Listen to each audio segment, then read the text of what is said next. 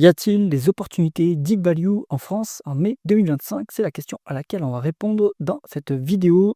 Pensez à vous abonner à la chaîne et activer la cloche si ce n'est pas déjà fait. On commence tout de suite avec les paramètres de notre screener deep value. On prend les cotations principales des actions qui se négocient en France et qui ont le siège social en France.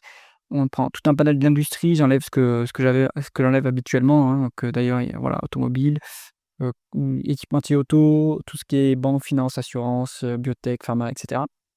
J'enlève un secteur pour éviter un bug qu'il y avait dans ce sélection, parce que quand je rajoute communication services, il me met Vivendi n'est pas du coup qui n'est pas décoté sur actifs tangibles de mémoire. Donc on va ensuite regarder les critères quantitatifs, au minimum 100 millions d'euros de market cap pour avoir des dossiers à minima liquides et une décote de minimum 20% sur les actifs tangibles. C'est parti.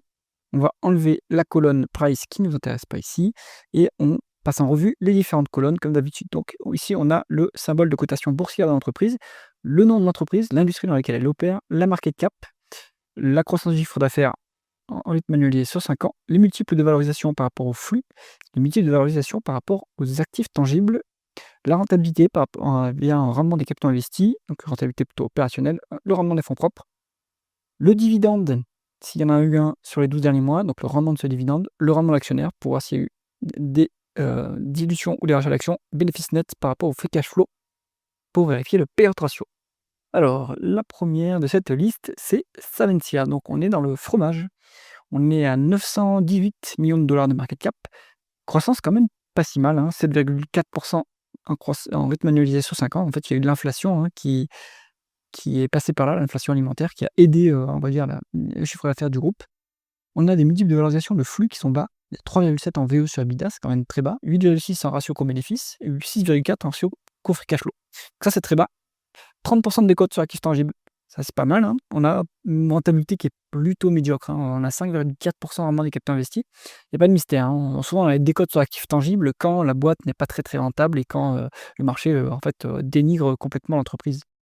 Donc, bon, on est sur un rendement du dividende à 2,2%, 2,2% en rendement d'actionnaire, donc il y a pas très peu de dilution et un payout ratio qui est à 17,5% avec des free cash flow plus élevés que les bénéfices nets. Honnêtement, il pourrait quand même racheter des actions. Je me rends compte qu'il me manque une colonne qu'on va rajouter, puisque j'imagine qu'ils sont cash net, hein, sur cette boîte, hein, quand même. Enfin, j'espère, vu ce qu'ils versent comme niveau de... Alors, c'est pas net debt qu'on va mettre, c'est net debt sur EBITDA. Hop, ici, porteur, hop. Et donc là, avec net debt sur EBITDA, sur Savencia, non, on a quand même un peu de dette, hein. On est quand même à une fois l'EBITDA en dette nette. Donc, bon, à mon avis, il pourrait accélérer le remboursement de la dette et il pourrait aussi augmenter la rémunération d'actionnaires, ce qui me semble un peu faible ici. À noter que Savencia est dans le fonds France, l'indépendance AM, hein, donc elle est rentrée il n'y a pas si longtemps. Donc notre ami William Higgins, à mon avis, a déniché qui a un peu de potentiel, hein. Vu les multiples ici, c'est pas mal, hein. Peut-être que le dossier est en amélioration. Donc à regarder. La numéro 2, vous la connaissez bien si vous suivez la chaîne. On est sur Jacquet Metals, qui est donc un distributeur d'acier spécial, qui est, pour le coup, c'est une boîte qui est très très bien gérée, celle-là. 503 millions, 64 millions de dollars de market cap, 4% de croissance du chiffre d'affaires en rythme annualisé sur 5 ans, mais ce qui veut rien dire ce chiffre d'affaires, parce qu'en fait, c'est très cyclique. Il y a des années de décroissance et des années de croissance dans la période calculée ici. Donc, on est plutôt sur l'entreprise qui, là, maintenant, est en train de réaccélérer en termes de croissance. On a des multiples de valorisation qui sont, alors qui ont l'air plutôt élevés, hein. Si vous regardez facialement, 8,1 en VE sur EBITDA, c'est pas dans le value où on est en dessous de 7. En ratio coût-bénéfice, on a 83, ça peut paraître exorbitant, mais en ratio coût-free cash flow, on est à 4,2 et c'est ce qu'il faut regarder, en fait, sur cette entreprise, surtout qu'on a 20% de décote sur actifs tangibles. Donc, je m'explique. Sur ces cycliques profondes, comme Jacquet Metals, et ce qui est aussi le cas dans les secteurs de l'acier, enfin non, c'est plutôt le cas pour Jacquet Metals parce que c'est un distributeur et qu'il y a des stocks. Et là où ils sont très bons, le management de Jacquet Metals, c'est qu'ils gèrent très bien le BFR et ça passe par la gestion des stocks.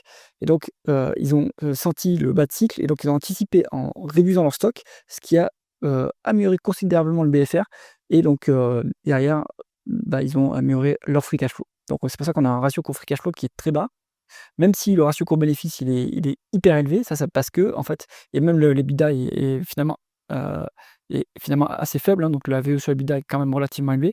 Bah, ces 2 agrégats ici ne reflètent pas la gestion en fait, du cash et la gestion du BFR qualité exceptionnelle. Donc il vaut mieux prendre pour ce type d'entreprise le multiple de décote sur actif tangible qu'on a bien ici, 20 et le multiple de price to cash flow et ça nous dit que le timing est plutôt bon encore pour Jacques Metals, hein. Moi je rappelle, j'ai une cible à 26 € minimum sur, Jacques Metals donc pour l'instant je me laisse porter avec, 20 de plus-value sur ma ligne. Alors vraiment un capitalistique est faible, hein, mais oui, en fait le profil opérationnel est faible et c'est normal. On est sur 2,4 en termes de dette nette sur EBITDA, mais là aussi l'EBITDA est cycliquement faible, donc ce ratio a l'air, relativement élevé, mais en réalité on est sur, un cycle qui est en train de réaccélérer et donc, vous allez tout de suite voir l'EBITDA qui va remonter fortement et les bénéfices nets aussi qui vont remonter fortement et donc ce ratio-là ici il va baisser. Pas de dividende, enfin 1 de dividende, hein, ils ont décidé de garder le cash et ils ont bien fait. Donc, bah, en fait, on sur 2025, je pense qu'on peut s'attendre à ne pas avoir de dividendes sur Jacques Metals. Donc pour moi, le timing est bon sur cette société, qui est toujours décotée par rapport à ses actifs tangibles. Ensuite, on est sur Société Fermière du Casino Municipal de Cannes, donc c'est la société qui exploite le casino de Cannes. On est sur 266 millions de dollars de market cap, 3,9 de croissance du chiffre d'affaires en rythme annualisé sur 5 ans. Je pense que ça, c'est une croissance plutôt stable, hein, pour le coup, c'est pas cyclique. Un multiple de VE sur EBITDA qui est bas, hein, 4,9. Les autres multiples, ratio cours bénéfice et ratio cours free cash flow sont un peu plus élevés, mais on a quand même 20 de décote sur l'actif tangible, hein. Donc moi, je pense que le fait qu'on soit décoté sur la VE sur EBITDA et qu'on ait 20 de décote me fait penser qu'on est quand même sur quelque chose qui est relativement, value quand même.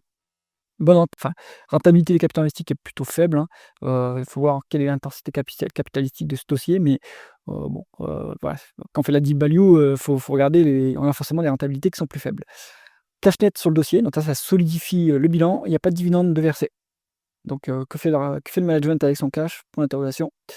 Donc ici, bon, bah, ça mérite d'être, creusé un peu plus en détail ce dossier, surtout que j'imagine que les actifs tangibles, c'est l'immobilier qui possède, hein, donc faut voir, si, l'immobilier dans les comptes, il est bien dans le bilan, il est valorisé à sa valeur historique ou si, il est réévalué en fait et donc là, vous avez peut-être, de la valeur cachée additionnelle, donc petit dossier aussi à aller creuser.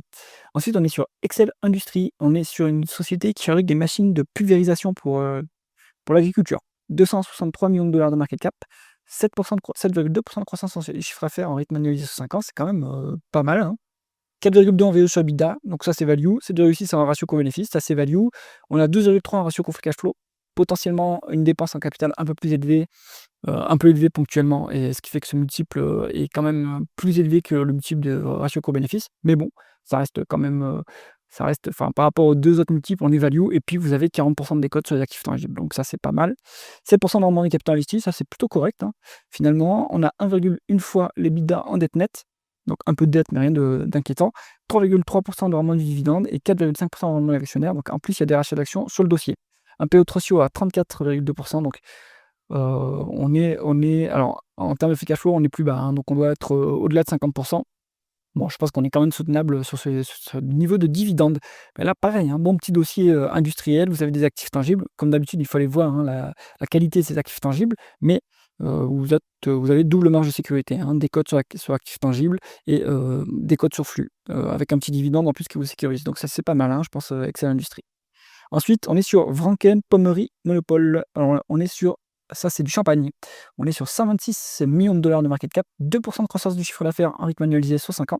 Tout le secteur des spiritueux, des vins est en bas de cycle, hein, donc vous le savez si vous avez du Pernod Ricard, si vous avez du LVMH avec la branche, vins et spiritueux, donc bon, ouais, si vous avez du Rémy Cointreau aussi. Donc ça, c'est normal. Les multiples de flux, eh ben, sont exorbitants. Ici, hein, 18,7 en VE sur EBITDA et 137 en ratio coût-bénéfice. C'est parce qu'en fait, on a quasiment pas de bénéfices, hein, sur les 12 derniers mois. Free cash flow négatif en plus, donc on a dû faire une dépense en capital qui est plutôt élevée. Ils ont versé un dividende, ce qui est absurde, hein, vu qu'il y a pas de free cash flow, donc ils l'ont versé à crédit, ça c'est pas bon. Et on est, sur une décote sur actifs tangibles de 60 avec un rendement avec capital investi qui est très faible à 2,9 donc voilà, il fallait s'y attendre, hein. Là-dessus, on est sur, complètement un bas de cycle et donc on décote complètement par rapport aux actifs tangibles. La dette qui est affichée ici, j'ai du mal à la prendre, au sérieux. Je pense qu'il y a de l'IFRS 16, donc il y a des loyers ou, à mon avis, il faut retraiter la dette pour savoir ce qu'il en est vraiment. Donc le dividende pas soutenable, un peu de dilution en plus à signaler. Heu Toujours compliqué moi ce dossier ce secteur, hein, En plus, c'est une petite capitalisation. Je pense que ce dossier est un peu trop fragile pour qu'on s'y intéresse. Ou alors il faut creuser bien en détail la qualité des actifs et aussi des échéanciers de dette, hein. Qu'est-ce qu'on garderait là-dedans? Évidemment, je vais prêcher pour ma paroisse, hein, je continue à regarder du Jacques Métal, surtout qu'on est sur un bon momentum actuellement, ça continue à monter. Savencia, je pense que c'est intéressant, hein, finalement, vu que William Higgins est rentré dessus, pourquoi pas? La société fermière du casino municipal de Cannes, intéressant aussi, il faut voir la qualité des actifs tangibles. Si c'est l'immobilier, Excel Industrie, pareil, il faut voir les actifs tangibles. Donc en fait, les 4 premiers dossiers, je pense qu'ils mériteraient d'être, creusés plus en détail, tandis que bon, le dernier, à mon avis, il faut être plus méfiant sur ce dossier. J'espère que cette revue du screener Deep Value France pour mai 2025 vous a intéressé. Si c'est le cas, mettez un pouce vers le haut et pensez à vous abonner à la chaîne. À bientôt.